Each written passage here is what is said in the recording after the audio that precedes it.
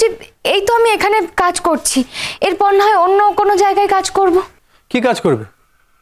এই রান্না করা, ঘর মোছার কাজ করবে? এখানে আমরা সবাই এসেছি একটা ট্রেনিংয়ের জন্য। একটা সময় সবাই চলে যাব, কিছুদিন পরেই তোমার কাজটা হয়তো চলে যাবে, এই প্রজেক্টটাও শেষ হয়ে যাবে। তখন তুমি কি করবে? তখন না হয় আমি সবার হাতে পায়ে ধরে বলবো এখানে যেন আমাকে অন্য কোনো কাজে রাখে। আর তাছাড়া ততদিনে তুমি গ্র্যাজুয়েট হয়েও যাব। আমাকে বলেছেন ম্যাম যে ওই প্রোডাকশন অ্যাসিস্ট্যান্টের কাজে রাখবেন। আসলে আমি এখানে প্রোডাকশন অ্যাসিস্ট্যান্টই হতে এসেছিলাম, কিন্তু আমার তো এখনো রেজাল্ট আউট হয়নি, সেই জন্য আমি এই কাজটা করছি। তাহলেও এরকম কাজ তো অনেক লোকে করে, কিন্তু তুমি ট্যালেন্টেড। তুমি যদি পারফর্ম করো গোটা দেশের লোক তোমাকে দেখবে। তোমার পারফরমেন্স যদি সত্যি ভালো হয়ে থাকে তুমি অনেক বেশি সুযোগ পাবে। আরে তুমি বিখ্যাত হয়ে যাবে, এটা বুঝতে পারো না? আমি বুঝতে পারি গুরুজি, কিন্তু আসল কথা আমি বিখ্যাত হতেই চাই না। এরকম কথা আর কোনদিন বলো না। নিজের জন্য চাওয়া, নিজের জন্য করা তোমার ধর্ম রোশনাই। গুরুজি আমার পারফর্ম করতে ভালো লাগে না। পারফর্ম করো না। তোমার নাচ করতে ভালো লাগে তো নাচ করো। হ্যাঁ, নাচ করতে ভালো লাগে, কিন্তু সেটা একা একা, কারোর সামনে নয়। বেশ, আজকের থেকে তুমি ভাবো তুমি একা পারফর্ম করছো, তোমার সামনে কেউ নেই।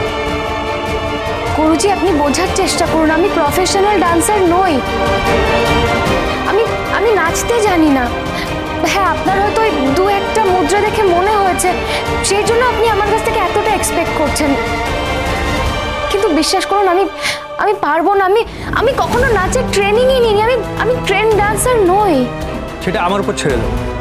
আমি এই জন্যই আজকে আগে এসেছি, ওদের যা টাইম দিচ্ছি তার থেকে 1 ঘন্টা আগে এসেছি তোমার পারফরমেন্স দেখবো বলে। কিন্তু ফর্ম তো ফিল আপ হয়ে গেছে, আর নতুন করে কিছু হবেও না, তাহলে এসব কি করে সম্ভব? ওসব কথা নিয়ে তুমি ভেবো না, সেসব আমি দেখে নেব। আর আমি একবার রিকমেন্ড করলে তাহলে তো।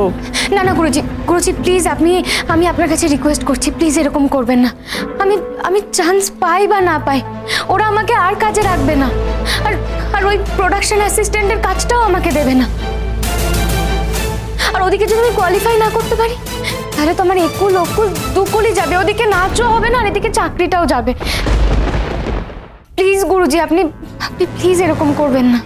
ভয় পেও না, তুমি তো কোনো অপরাধ করছো না। তুমি একটা পারফর্ম করবে, আর পারফর্ম করে তুমি যদি সিলেক্ট হয়ে যাও তাহলে চ্যানেল তোমার টেক কেয়ার করবে। আর কিছুদিনের জন্য তোমার খাওয়া থাকা তো সব চ্যানেল দায়িত্ব নিয়ে নেবে, তুমি তো নিশ্চিন্ত। আর তারপর যদি ফাইনালে নাও উঠতে পারো, তোমার অডিশন আছে, সেটা টিভিতে দেখাবে। এটাও কিন্তু অনেক বড় অ্যাচিভমেন্ট রোশনাই। গুরুজি আপনি বুঝতে পারছেন না, সবাই যদি একবার টিভিতে আমার মুখ দেখে নেয় তাহলে কেউ আমাকে সাধারণ কাজে রাখবে না। আর এদিকে যদি আমার নাচের দিকটাও না হয়, তখন আমার কি হবে? প্লিজ এরকম করবেন না গুরুজি, আমাকে ক্ষমা করে দিন।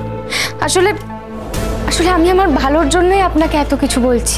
নিজের ভালোর জন্য নিজের প্রতিভাকে কোনোদিন অস্বীকার করতে নেই। ঈশ্বর তোমাকে অসীম ট্যালেন্ট দিয়ে পাঠিয়েছে, সেটা সবার সামনে দেখানোর জন্য, নিজের মধ্যে লুকিয়ে রাখার জন্য নয়। না গুরুজি, আমি সত্যি আর নাচ করতে চাই না। আমি খুব সাধারণভাবে সুখে শান্তিতে আমার নিজের জীবনটা কাটাতে চাই, ব্যাস।